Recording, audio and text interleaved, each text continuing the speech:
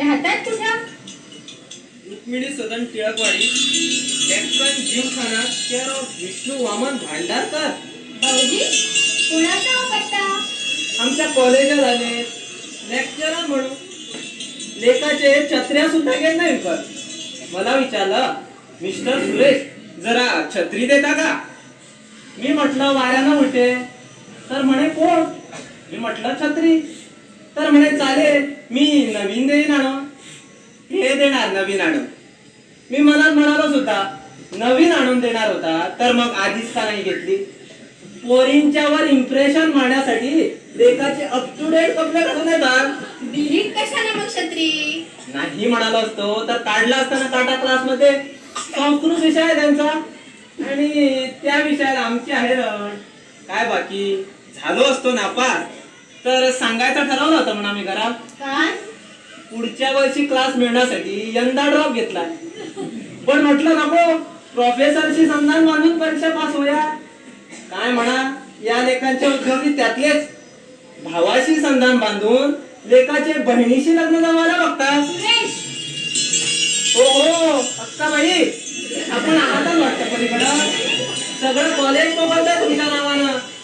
भिंतीवर सगळ्या प्रकारचे जाहीरनामे लागले तुमच्या स्वयंवराचे. तुझं काय बिघडलं त्या? तुमची पोझिशन डॅम झाली. का हो भाऊजी? का हो का? त्याला आणि मला समोर बघितलं की पोरं मला म्हणतात आहे बुवा, जसं काही माझ्याशी लग्न झालंय त्याचं. सूर्या मार कशीला? सूर्या का?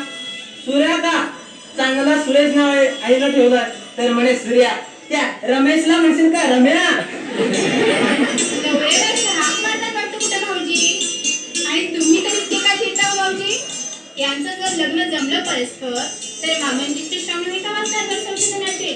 यांचं झालंय संशोधन, पण आमच्या सगळ्या रसायनाची भट्टी उलटली. कसली भट्टी? फर्स्ट क्लास करिअरचा मुलगा म्हणून इम्प्रेशन ठेवतोय मी कॉलेजात.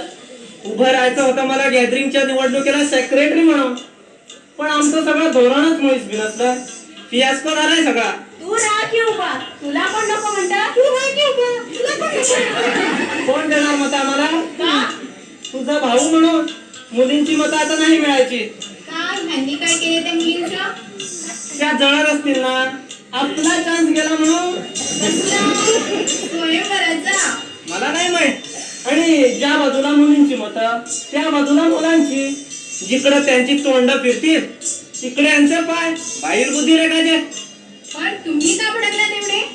मला विचारा, त्या कुंदानं काढले असेल काहीतरी खरं. बरोबर सांगता.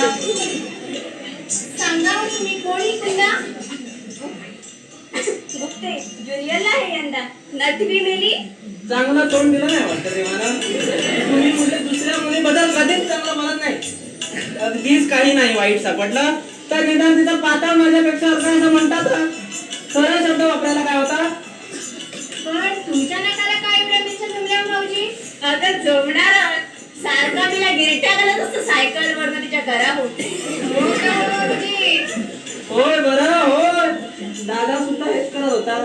आता झालाय मोठा स्टोरी राहिला. तुम्ही राहत होता वाटतं त्यांच्या पाठीवर. मग आपण मोठेपणी कसे वागायचे त्याचे धडे घेत होतो. आणि आम्ही असं केलं तरी आम्ही आहोत पुरुष. पण हिचं काय? अण्णांना जर समजलं ना हिनं लग्न जमवलं परस्पर एका प्रोफेसरशी म्हणून तर काय होणार आहे का माहित?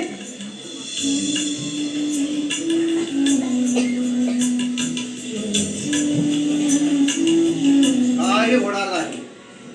सरळ उठेल आणि तिचा हात त्याच्या हातात देईल. त्याच्या बरोबर पळून जाऊन आमच्या तोंडाला काळोखी फासण्यापेक्षा आपणच पोरगी पिवळी केलेली काय वाईट. मामांची ऐकलं वाटतं. ऐकायला कशाला हवं? या या इकडे या.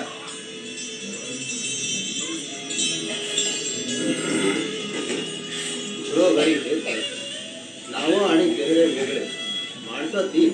मी लिहून ठेवलेल्या गोष्टी आहेत त्या माझ्या नाटकात पूर्वी. विभक्तीचा प्रत्यय. हो ना अण्णा? काय छान नाटक आहे ते. हो अण्णांना माहित आहे. तू सांग आता. म्हणे काय छान नाटक आहे. गाडी कोणी लावते? अण्णा बोलायला नकोत ना. अण्णा तुमच्या अपराची नावं ठेवत असते तुमच्या नाटकाला. अरे पण तू, अरे ते सुद्धा लिहून ठेवलंय मी. अशा कवीना द्रष्टा म्हणतात ना हो अण्णा? बघा बघ